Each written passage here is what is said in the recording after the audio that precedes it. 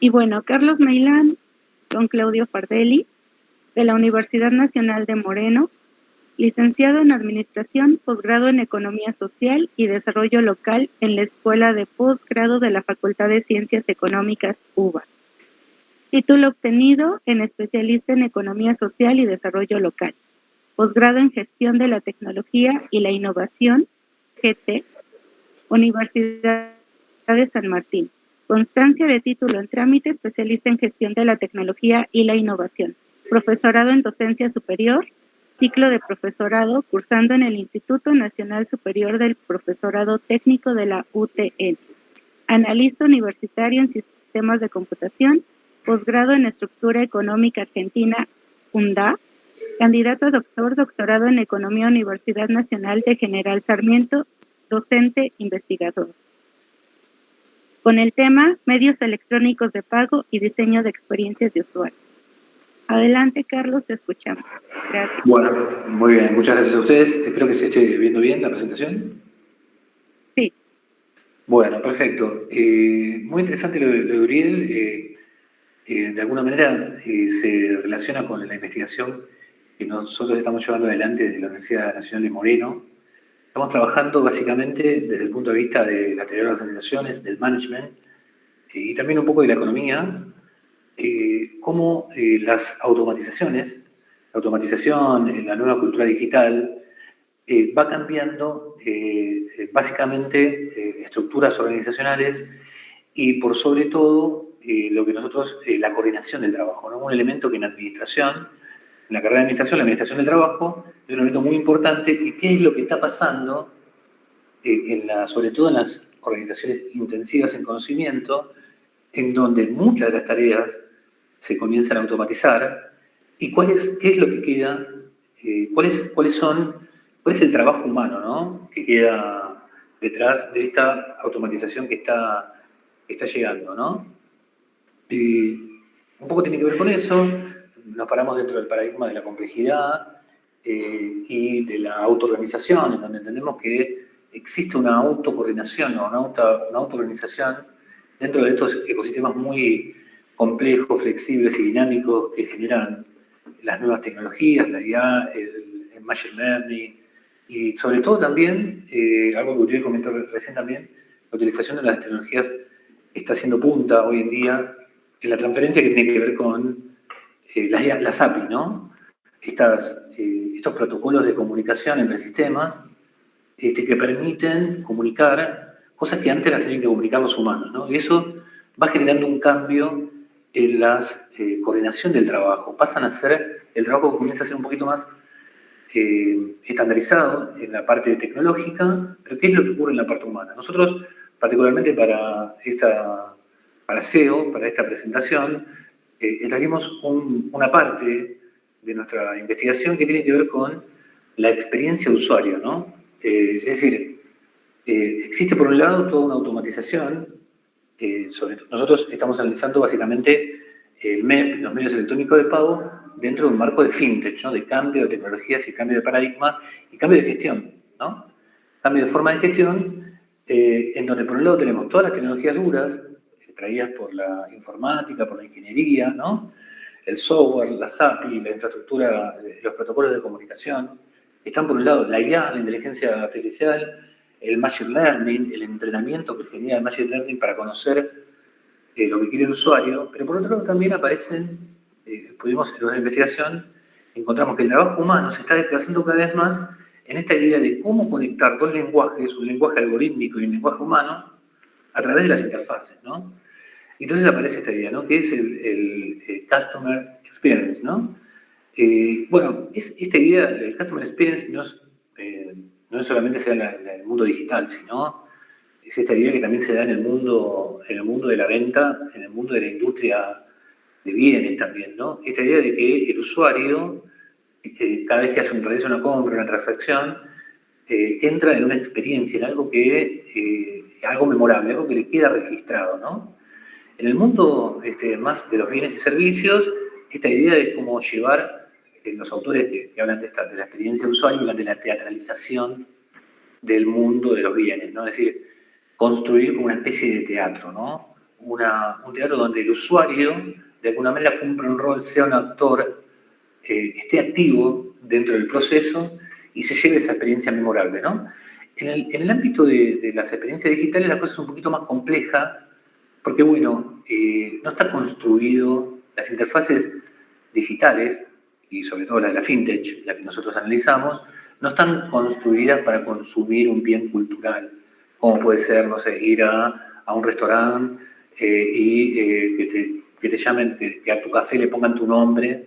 Entonces, uno aparece dentro de un consumo cultural que se da diferente en la experiencia de usuario digital, en donde lo que nosotros encontramos, estas técnicas de comunicación, porque son técnicas de comunicación, se basan en la idea de que tiene que ser fácil y sencillo la comunicación dentro de esta interfaz, ¿no? Por eso aparecen tres aspectos, ¿no? Tres diagramas de Venn, para decirlo de alguna manera. El primero está el Customer Experience, y después el Customer Experience tiene que ver con la idea de que un cliente ingrese a una aplicación digital y realice la compra, ¿no? Después está el User Experience, uno cuando ya ingresa puede ingresar más bien como un usuario, ¿no? Esta idea de que en el mundo digital uno puede ser tanto un cliente como un usuario. Y por último, bien adentro está lo que se denomina las User Interface, que tiene que ver con todo el frontend del software, ¿no? Esta idea de construir plantillas, frases, memes, corazones, ese tipo de cosas que muy emparentado con la industria del juego, la industria audiovisual, pero que nosotros encontramos que el desarrollo de la experiencia del usuario y de las interfaces, las UI, las User Interface, trae mucho del mundo digital, ¿no? Del mundo digital para atraer a ese usuario, ¿no? Porque lo que dicen en la investigación y lo que dicen los especialistas en UX Experience, dicen que, bueno, una aplicación que nosotros estudiamos, ¿no? Una aplicación fintech o una aplicación de pago, por lo general son todas muy parecidas, ¿no? Y lo que se diferencian básicamente tiene que ver con la experiencia de usuario que le da esa fintech o esa wallet al usuario, ¿no? Las ideas básicas es que tiene que haber una realización sencilla, tener la mayor cantidad de información útil y que ayude a la resolutividad, una jerarquía visual, iconos claros, simples, ¿sí? Simplificar la experiencia por sobre todo. Las palabras son parte fundamental de una buena experiencia, hay que elegir bien las palabras.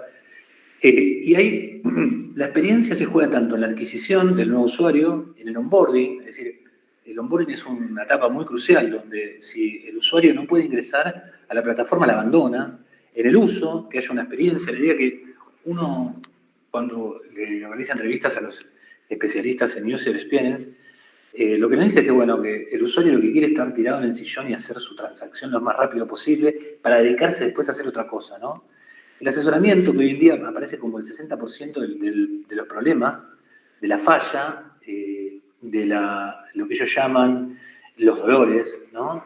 Y la baja. También, para darse de baja, tiene que ser clara la aplicación. Si yo me quiero dar de baja, tengo que tener una buena experiencia al darme de baja, ¿no? Esto es un poco lo que yo quería comentar, y en donde fundamentalmente nuestra experiencia de usuario se ubica en este lugar, ¿no? Y acá quiero detallarme un poquito más.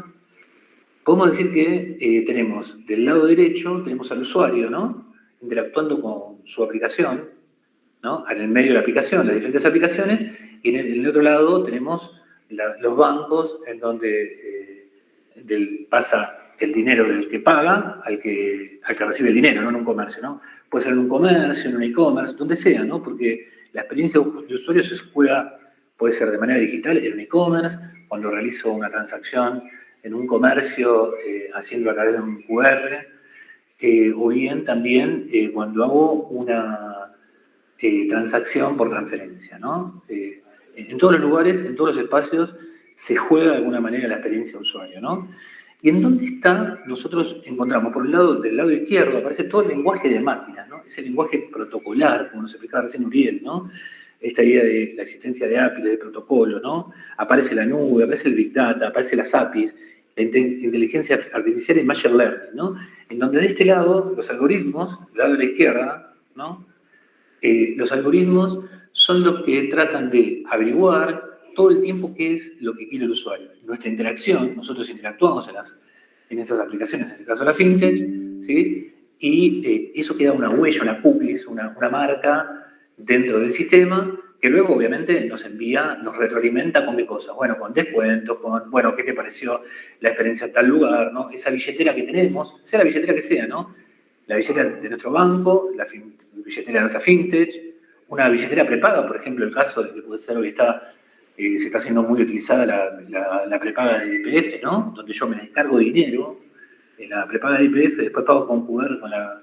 Bueno, esa actividad que yo voy teniendo, las máquinas, ¿sí? El lenguaje de máquinas, va haciendo que el algoritmo va encontrando mis gustos y mi conocimiento, ¿no? Entonces me va enviando, bueno, pasaste por tal lugar y la aplicación te envía sugerencias para que compre tal cosa, ¿no? Eso lo hacen las máquinas, eso está muy bien. Pero del otro lado está un lenguaje humano, en donde en el lenguaje humano sabemos que el lenguaje de máquinas es un lenguaje muy asertivo, se necesita estamos dentro del dominio de la comunicación eficiente, ¿no? Es decir, donde aparece el ruido, o hay comunicación, en el lenguaje de máquinas o hay comunicación o no hay comunicación, ¿no? Pero en el lenguaje humano aparece la idea de la confusión, ¿no? Esta idea de que, bueno, puede haber una comunicación distinta.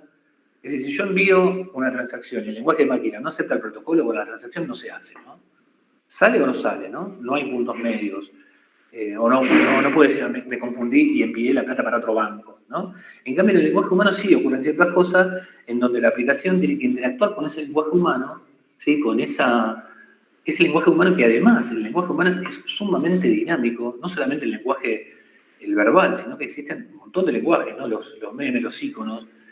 Y de este lado, del lado derecho, lo que se realiza son investigaciones.